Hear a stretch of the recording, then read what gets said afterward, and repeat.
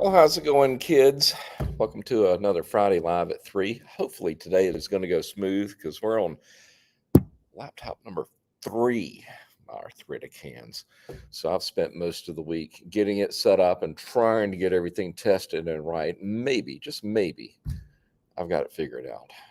Yeah, I do a lot better working on ATVs, motorcycles, and side-by-sides than I do screwing around with this stuff. But hey, we'll see how it goes. So what else have I been up to? Well, other than that, believe it or not, we being Tracy and I, finished up that Can-Am X3 build, but I'm still not telling you what we're doing with that engine yet.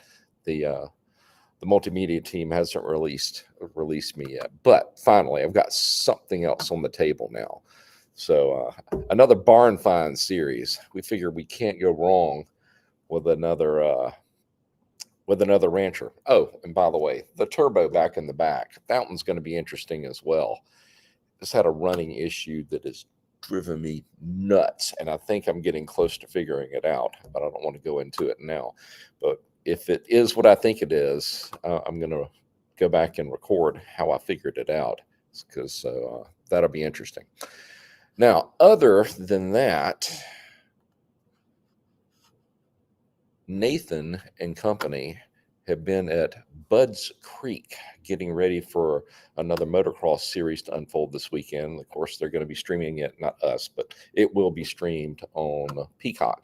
But I believe he's put together a little promo video. So if you're anywhere nearby Bud's Creek, you need to head on over there and see him, and he can set you up with a swag pack. So Nathan, you want to roll that little promo video? There we go.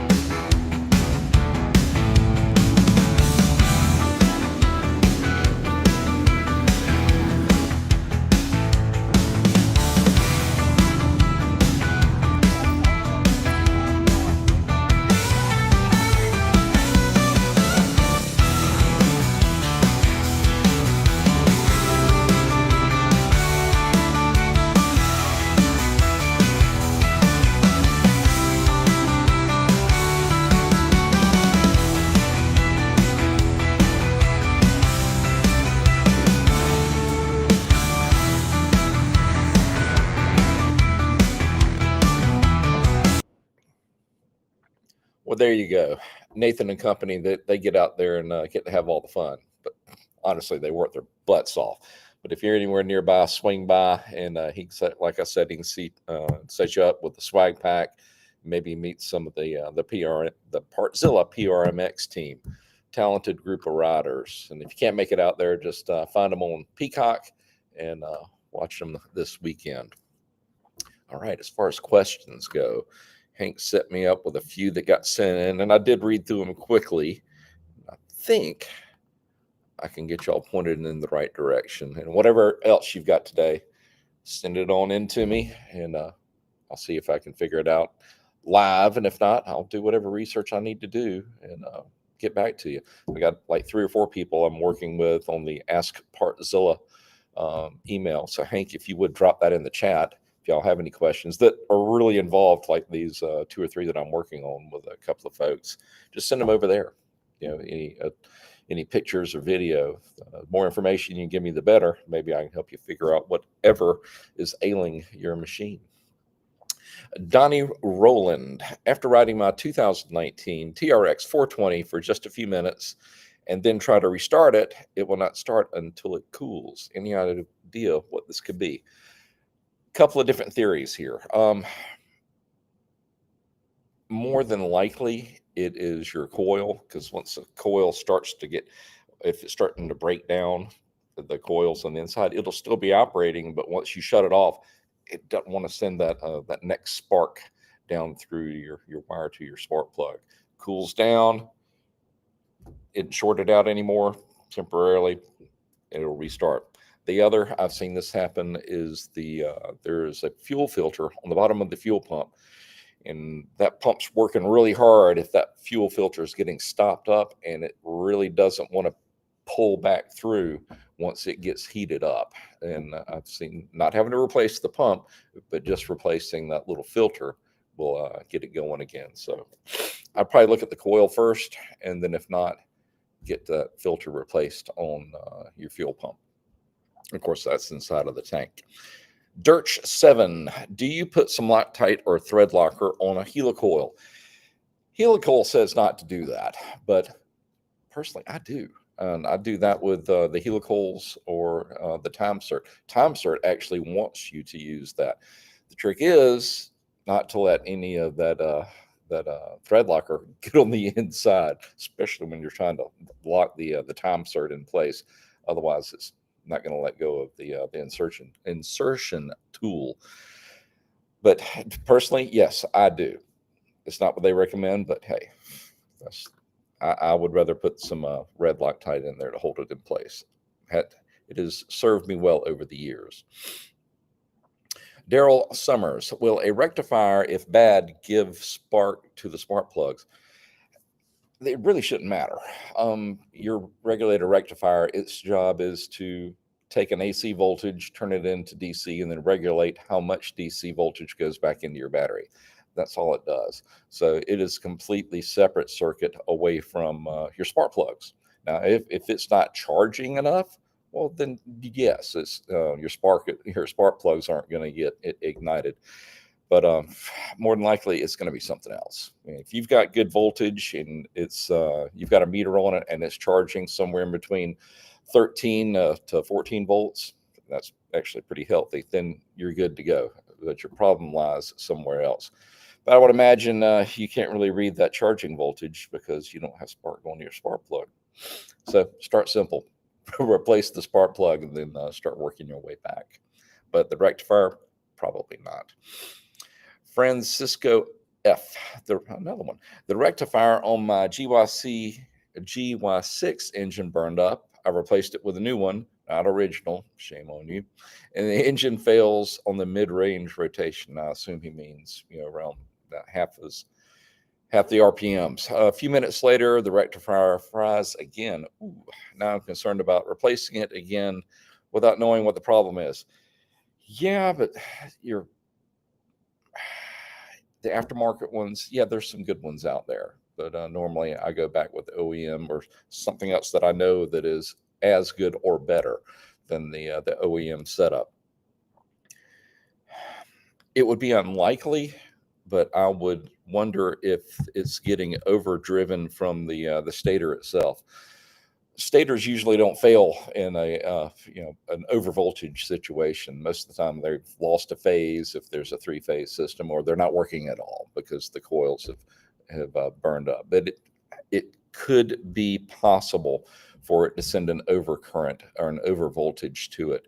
So I don't know what the GY6 engine output should be of the stator, but I can pretty much guarantee you it shouldn't be more than about 35 volts AC.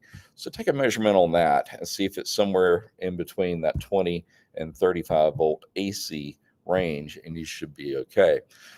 Only other thing that would burn up a regulator rectifier is trying to charge an overloaded circuit. Are you sure that your battery is okay? Are there any other devices on the machine that would present a load to it that it can't deal with? A big light bar. I mean, I think a GY6 engine is a little scooter motor, if I remember correctly. I think Honda and Kawasaki use the same one, and they outsource it. I'm just not sure who. So I can't imagine that you've got a big light bar on your on your scooter, but it may have either a short somewhere or some other load that is causing it to overdrive the charging system. But I'd look at those two areas first: your stator coming in, and then whatever's connected to the system as a load, and your battery as well. Make sure it's in good shape. If it's a problem with the load on a scooter, I would really look long and hard at that battery and make sure it is not damaged. All right. Gary says, that's not the last one. There's one more. Gary says, we made an error on our Razor 900 and reverse polarity on the battery. Oops. We heard a fireworks kind of sound, and that was it. We put the battery in. We put the battery correctly, and the Razor starts and runs, but it's not charging. Do you think we damaged anything else aside from the stator or the rectifier? Don't jump in there and replace those just yet, because I know on the 800, I'm 99% sure on the Razor 900, you didn't give me gear, but I know because I'm very familiar with the 2015 one. I've had one for a good bit of time. And off of the starter solenoid, you're going to have a group of like 4 or 5, I think, wires coming into one junction. There's one oddball one there that's got a black section about that long with kind of an encasement. That is the one that goes to your regulator rectifier positive output. And inside that little section, and that's what they call a fusible link. And more than likely, you just pop that link, hopefully, and that's all you did to it, and get it replaced, and you should be good to go. So don't run and replace the regulator rectifier and your stator, because it's not going to work if that link is popped. Just do a continuity test across it, and if it reads open circuit, well, then you know. Kings 17 Court. The problem I have is minor, but annoying. Aren't they all? Because it seems like something is not right. Is the case a lot. Max R250 starts fine when it's cold, sometimes the first kick. Starting hot, it's more difficult, and it starts most reliably with a half choke. What does this mean? Well, if you're having to start it with a half choke, that tells me that it's not getting enough fuel, and it's going to be drawing fuel from your pilot circuit. So a couple of different things could be happening here. Either A, part of that pilot circuit is stopped up, and you're just not noticing it, because when you're starting it when it's cold, you've got your choke on, but it's making you do that each time because it's partially stopped up on the pilot jet. So I would start by cleaning that. Now, if that still doesn't do it, and this is a little bit of a long shot, it could be that your float level is just a little bit too low. And the machine's sitting there, it's settled when it's cold. You got to start it up. It runs fine, but then it doesn't want to pull fuel up through that pilot because the fuel level is just a little bit low.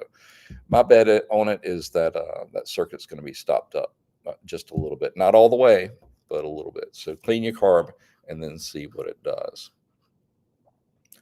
All right. Well, that's got me for catching up. I am learning a new machine, so not everything is where I usually put it. All right, Hank, do you have anything for me over there for what's coming up or what people have sent in? Yes, he has. I just had to find the right person, find the right screen.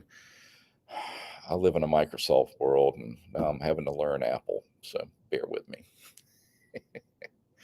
Jack asks, 2004 CRF 450R, rebuilt the carb, new throttle tube, and cables. Throttle sticks open and won't rebound to close position. I've taken the cables off. The throttle tube and the cables work fine. All right, well, I think you've eliminated the problems there. It's evidently in the carburetor itself. And it's been a little while since I've worked on our 450R, but it was carbureted as well. It was a 2005. and I'm pretty sure I went through a rebuild on that, but it sounds to me like your main slide inside the carburetor is getting hung up. And if you can actually install that thing backwards, if I remember correctly, and that makes me wonder if maybe that's what's happened to yours. So Hank, if you would pull up that carb rebuild video on for the playlist from the 450R, and Jack, if you would view that one and just make sure you follow it to the letter, because I did two of them. There's one that I just did a really basic clean on a carburetor, and then we did another one that was a full blown. We went through every single O-ring and seal, even the midsection, and it is rather thorough. So if you would go check out that video on our YouTube channel, and I mean, if Hank can't find it, just in the length of time that we're still on online here, just go to the different playlist, find that 450R, and then drill down to it. It'll be there. I think we actually did that one recently too. Gideon asked, "Hey John, hope you're well." Yes, I am. I'm in a really good mood today. I have a question on my 2006 GSX-R 1000. Recently installed a new clutch and followed the owner's manual 100%, but the clutch is still slipping. Any advice? Also, clutch engagement is rough, not smooth, and I did install the judder spring the correct way.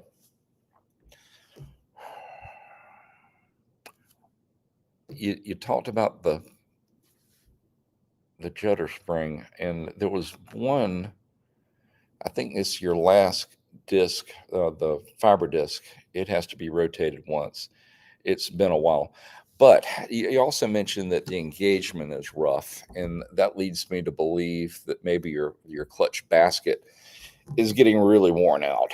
If you notice the basket itself, and you've got the fingers that are sitting up there, and you'll see little steps on the side, and that's from the edges of the disc. Your clutch plates actually starting to cut grooves into it.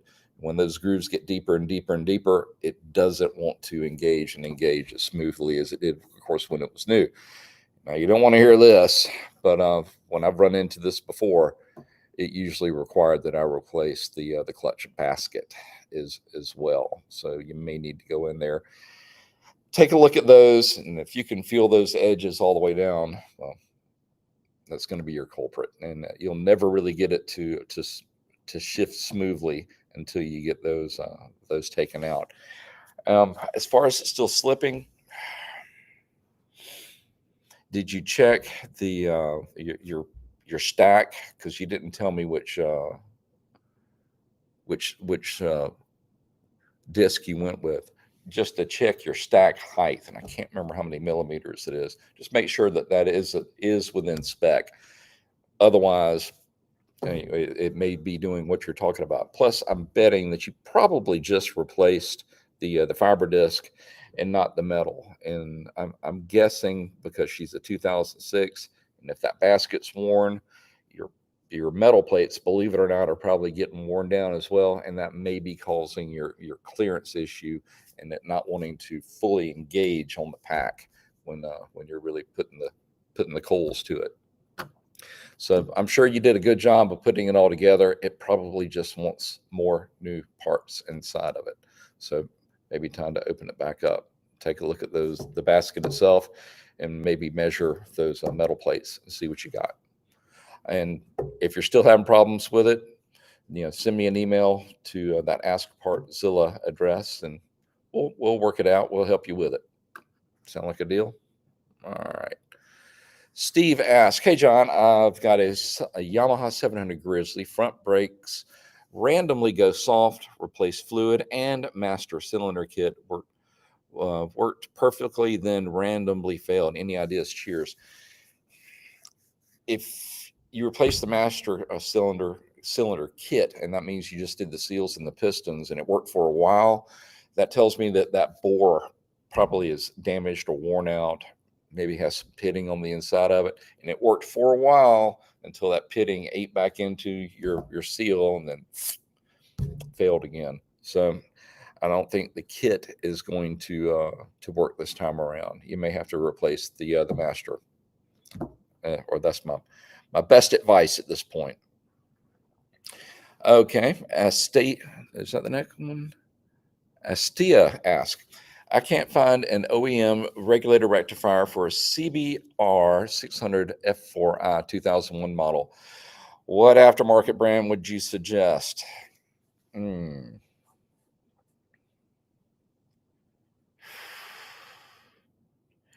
This is not one I can just answer off the top of my head. There's a couple of different manufacturers out there, but I'm not sure that they make them for that particular year, make, and model. No, I can't say that. So, Astea, why don't you send me a message on that email address that I'm sure Hank's probably put in the chat by now, and I can't see it.